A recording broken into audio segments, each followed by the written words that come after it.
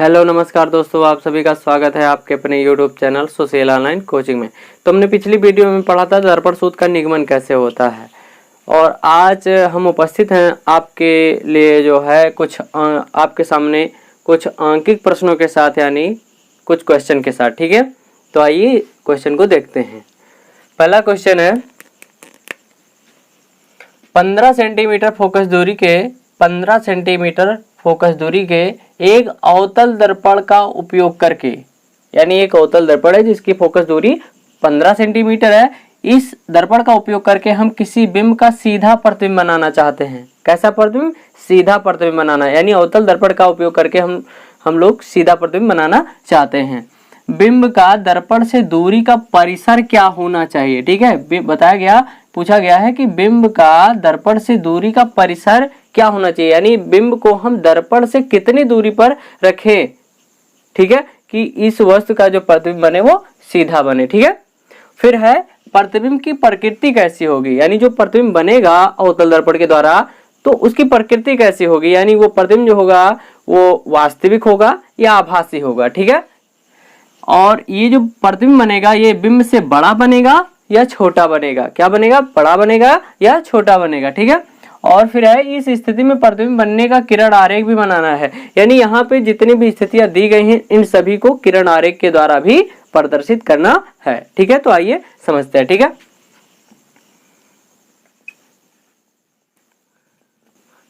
तो हम लोगों ने पढ़ा था कि अवतल दर्पण के द्वारा प्रतिबिंब का बनना, याद होगा शायद आपको, अवतल दर्पण के द्वारा प्रतिबिंब का बनना। ठीक है, तो उसमें हमने पढ़ा था कि अगर अवतल दर्पण के सामने हम वस्तुओं को रखते हैं तो उनके द्वारा जो प्रतिबिंब बनता है वो वास्तविक होता है। कैसा होता है? वास्तविक होता है, उल्टा होता है। ठीक है, लेकिन एक ऐसी स्थिति थी, यानी कौन सी, कि जब हम वस्तु को या बिंब को दर्पण के ध्रुव तथा फोकस के बीच में रखते हैं तो उस वस्तु का जो प्रतिबिंब बनता है वो दर्पण के पीछे बनता है, और वो जो प्रतिबिंब होता है वो आभासी होता है। कैसा होता है? वो आभासी होता है। और यहाँ पर जो फोकस दूरी दी गई है अवतल दर्पण की वो कितनी है? 15 सेंटीमीटर है। तो इसका मतलब इसका मतलब ये निकला कि यानी हम वस्तु को जो है 15 सेंटीमीटर से कम दूरी पर, कितनी दूरी पर, यानी 15 सेंटीमीटर से कम दूरी पर अगर हम लोग रखेंगे तो उस वस्तु का जो प्रतिबिंब बनेगा वो कैसा बनेगा?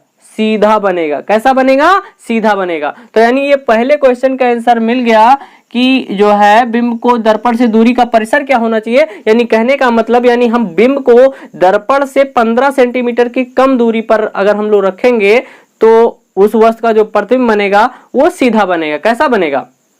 सीधा बनेगा। ठीक है, यानी इसको हम ऐसे भी कह सकते हैं कि बिंब को हम दर्पण के ध्रुव और फोकस के बीच में रखेंगे और उसकी जो दूरी होगी वो 0 से 15 सेंटीमीटर होगी। कितनी होगी? 0 से 15 सेंटीमीटर होगी, यानी हम 0 से 15 सेंटीमीटर के बीच में अगर हम लोग रखेंगे तो उस वस्तु का जो प्रतिबिंब बनेगा वो कहां पर बनेगा? उस वस्तु का जो प्रतिबिंब बनेगा वो सीधा बनेगा। कैसा बनेगा? सीधा बनेगा। तो इसको हम लोग लिख लेते हैं। ठीक है,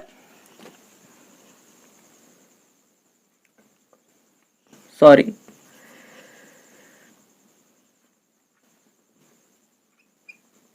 बिंब को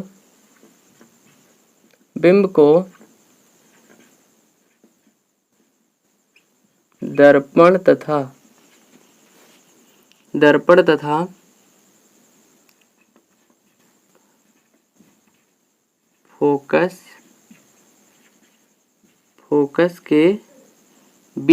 फोकस के बीच यानी 0 से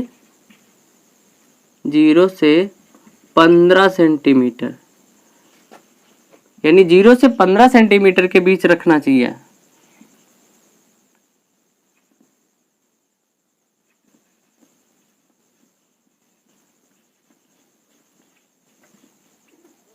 ठीक है, तो ये पहला हम लोगों को उत्तर मिल गया कि बिंब का दर्पण से दूरी का परिसर क्या होना चाहिए। तो इसका उत्तर जो होगा, बिंब को दर्पण तथा फोकस के बीच यानी 0 से 15 सेंटीमीटर के बीच हम लोगों को रखना चाहिए। ठीक है, 0 से 15 सेंटीमीटर के बीच रखना चाहिए। ठीक है, तो ये हो गया पहला उत्तर। अब है प्रतिबिंब की प्रकृति कैसी होगी, यानी जो प्रतिबिंब होगा उसकी प्रकृति क्या होगी, यानी वो वास्तविक होगा या आभासी होगा। तो यानी अगर हम लोग दर्पण के ध्रुव और फोकस के बीच में रखते हैं तो उस वस्तु का जो प्रतिबिंब बनता है वो दर्पण के पीछे बनता है और वो उसकी जो प्रकृति होती है वो आभासी हो जाएगी। यानी जब दर्पण के पीछे बनेगा तो उसकी प्रकृति आभासी हो जाएगी और वो जो प्रतिबिंब बनेगा वो सीधा बनेगा। ठीक है, तो यानी यहाँ पे ये हो गया पहला उत्तर और इसका ये हो गया दूसरा। ठीक है, तो दूसरा क्या हो जाएगा, यानी प्रतिबिंब की प्रकृति, क्या प्रतिबिंब की प्रकृति।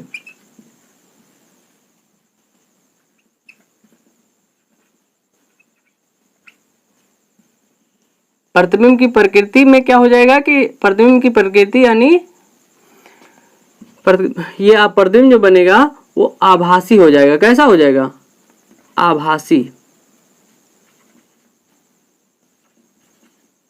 आभासी तथा सीधा। क्या हो जाएगा, आभासी तथा सीधा। ठीक है, फिर प्रतिबिंब जो बनेगा वो बिंब से बड़ा बनेगा या छोटा बनेगा। तो यानी जब दर्पण के पीछे बनेगा, उत्तल दर्पण के पीछे, तो वो प्रतिबिंब जो होगा वो जो बिंब से बड़ा बनेगा। क्या बनेगा, बिंब से जो है बड़ा बनेगा। प्रतिबिंब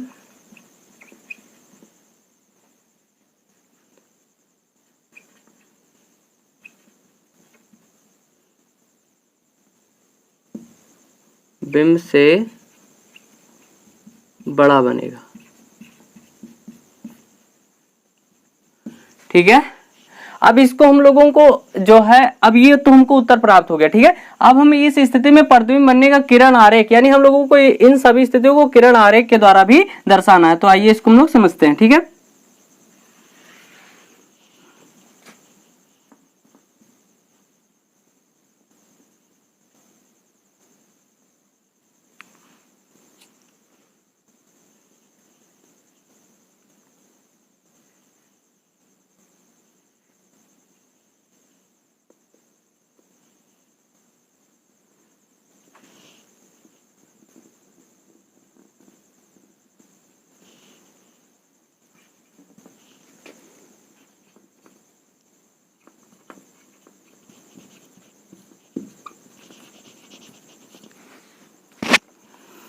तो ये एक अवतल दर्पण है। क्या है, अवतल दर्पण है। ठीक है,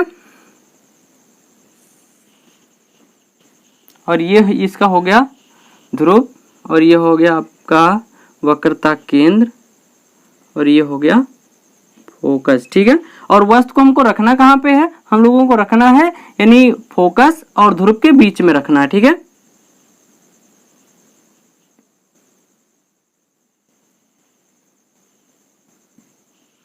यानी वस्तु कहाँ पे रखी हुई है, फोकस और ध्रुव के बीच में। यानी ये फोकस यानी फोकस और ध्रुव के बीच की दूरी जो है वो 15 सेंटीमीटर है। तो हम लोगों को 15 सेंटीमीटर से कम ही की दूरी पे रखना है। ठीक है, अब इसका जो प्रतिबिंब बनेगा उसको हम किरण आरेख के द्वारा हम लोग दर्शाएंगे। ठीक है, तो पहली किरण जाएगी वक्रता केंद्र होकर, कहां से होकर, वक्रता केंद्र। ठीक है,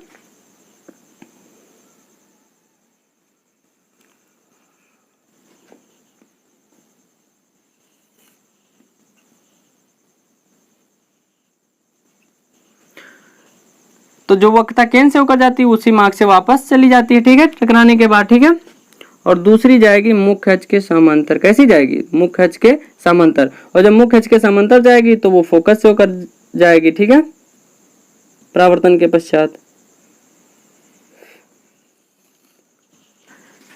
अब ये दोनों किरणें जो हैं दर्पण के पीछे मिलती हुई प्रतीत होंगी। ठीक है, और जहां पे ये मिलती हुई प्रतीत होंगी वहीं पर इस वस्तु का प्रतिबिंब बन जाएगा।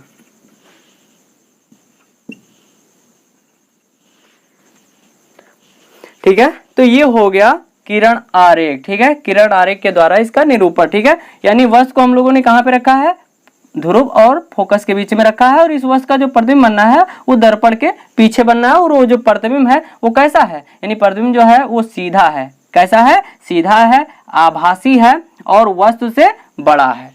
ठीक है, तो ये हो गया इस क्वेश्चन का आंसर। ठीक है, तो इतनी बात आपको समझ में आ गई होगी। ठीक है, अगर इतनी बात समझ में आ गई है तो हम लोग दूसरा क्वेश्चन देखते हैं। ठीक है, तो दूसरा क्वेश्चन हमारा है कि 15 सेंटीमीटर फोकस दूरी के, क्या 15 सेंटीमीटर फोकस दूरी के किसी उत्तल दर्पण से कोई बिंब 15 सेंटीमीटर फोकस दूरी के किसी उत्तल दर्पण से कोई बिंब 10 सेंटीमीटर दूरी पर रखा है। कितनी दूरी पर रखा है? 10 सेंटीमीटर दूरी पर रखा है। प्रतिबिंब की स्थिति बताना है, नहीं प्रतिबिंब की स्थिति क्या होगी और प्रकृति बताना है हम लोगों को कि प्रकृति क्या होगी, यानी वो जो आभासी बनेगा या वास्तविक बनेगा, सीधा बनेगा या जो है उल्टा बनेगा। ठीक है, तो हम लोगों को ये बताना है। ठीक है, तो आइए हम लोग इसको शुरू करते हैं, समझते हैं। ठीक है, तो इसको हम बनाए लिखेंगे सबसे पहले प्रश्नानुसार। क्या लिखेंगे? सबसे पहले लिखेंगे प्रश्नानुसार। ठीक है,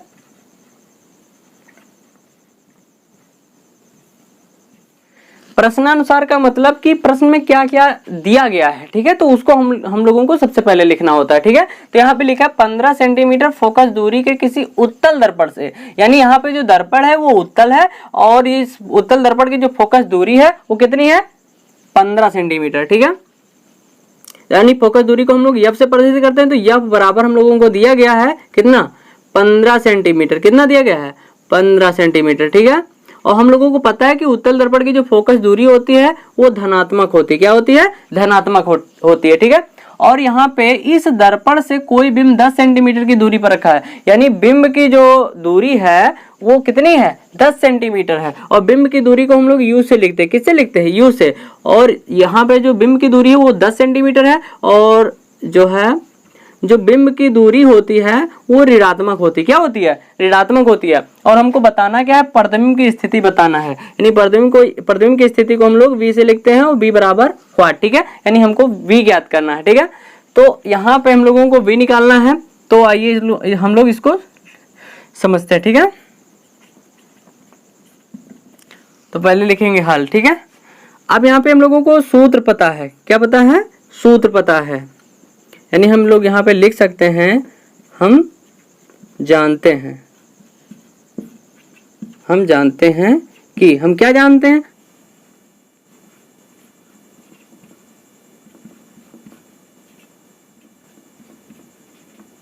ठीक है, तो हम लोगों को ये पता है कि 1/f बराबर होता है 1/v प्लस 1/u। ठीक है, तो हम लोग इस सूत्र में इसका मान रख देंगे। ठीक है, तो आइए हम लोग लिखते हैं इसको।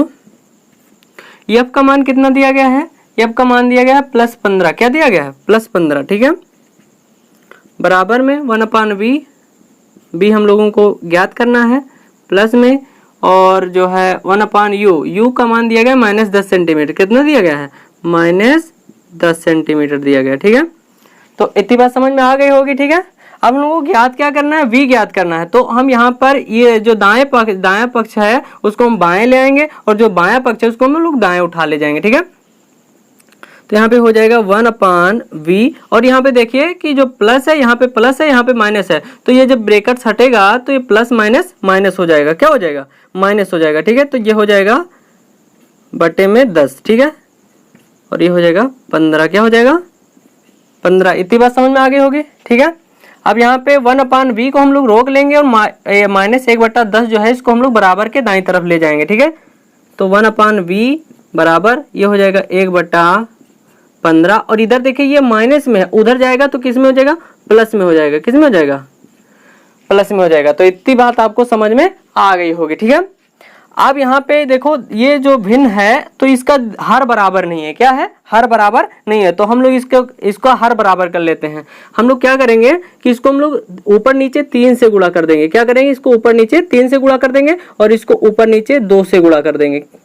ठीक है, तो यहाँ पे ये हो जाएगा 1/v बराबर 2 को जब 1 से गुणा ये 2 हो जाएगा। ठीक है, 15 का जब 2 से गुणा हो जाएगा तो 15 दूना 30 हो जाएगा। ठीक है, फिर प्लस में यहाँ प्लस लगा है, यहाँ पे 3 हो जाएगा और यहाँ पर 10 से 30 हो जाएगा। ठीक है, तो इतनी बात समझ में आ गई होगी। अब यहाँ पे ये हर बराबर है। क्या है? हर बराबर है। तो यहाँ पे हो जाएगा 1/v बराबर ये हो जाएगा 2 + 3 बटा 30 हो जाएगा। ठीक है, अब यहाँ पे ये हो जाएगा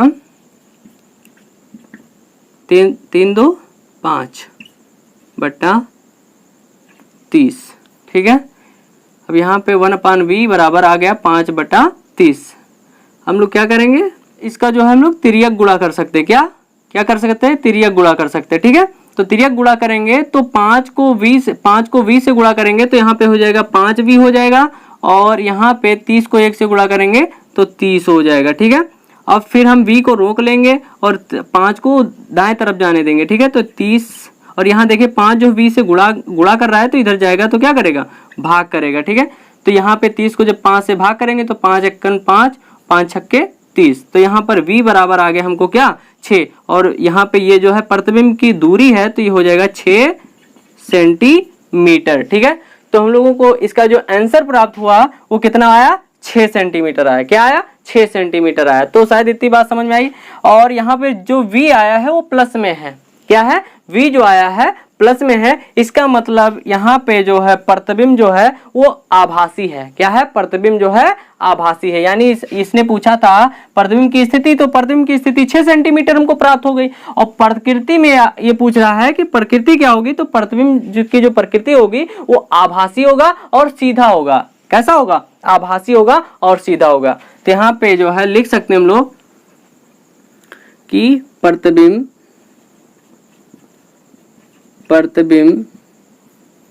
दर्पण के पीछे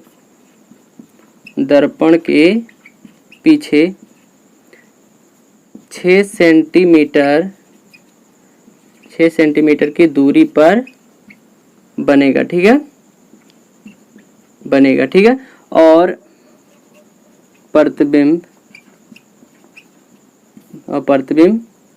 आभासी तथा सीधा होगा। कैसा होगा, आभासी तथा सीधा होगा। ठीक है, तो ये हो गया इस दूसरे क्वेश्चन का आंसर। ठीक है, तो इतनी बात आपको शायद समझ में आ गई होगी। ठीक है, आइए हम लोग एक और क्वेश्चन देख लेते हैं जल्दी से। ठीक है, तीसरा क्वेश्चन है वो है एक समतल दर्पण द्वारा उत्पन्न आवर्धन +1 है। क्या है, +1 है। इसका क्या अर्थ है, ठीक है, समझ में आ रहा है।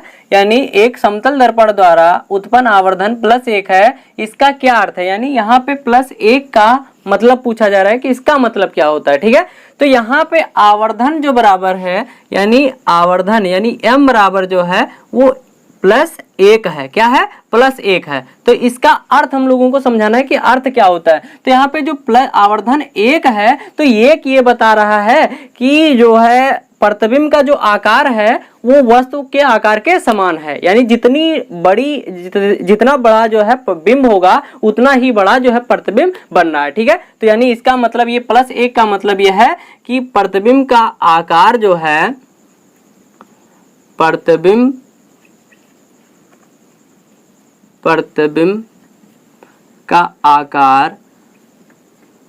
का आकार बिंब के आकार के समान है। क्या है, आकार के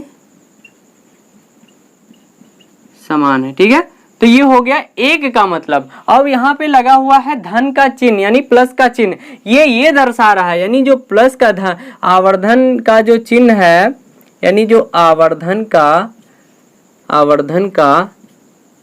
धनात्मक चिन्ह, क्या, धनात्मक चिन्ह, आवर्धन का जो धनात्मक चिन्ह है ये दर्शा रहा है, ये बता रहा है कि जो प्रतिबिंब की प्रकृति है वो कैसा है, आभासी है और सीधा है। क्या है, आभासी और सीधा है। आवर्धन का धनात्मक चिन्ह यह दर्शाता है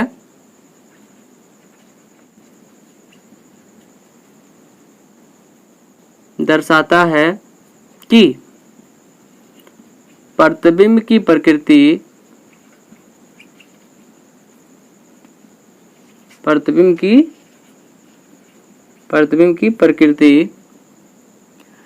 यानी आभासी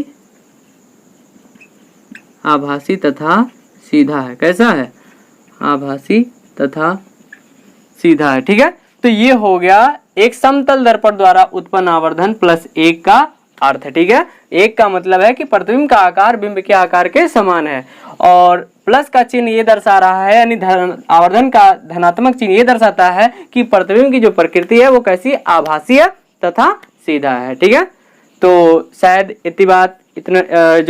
इतनी बात आपको समझ में आ गई होगी। अगर आपको ये वीडियो पसंद आया है तो लाइक कीजिए, शेयर कीजिए और चैनल को सब्सक्राइब कीजिए। धन्यवाद।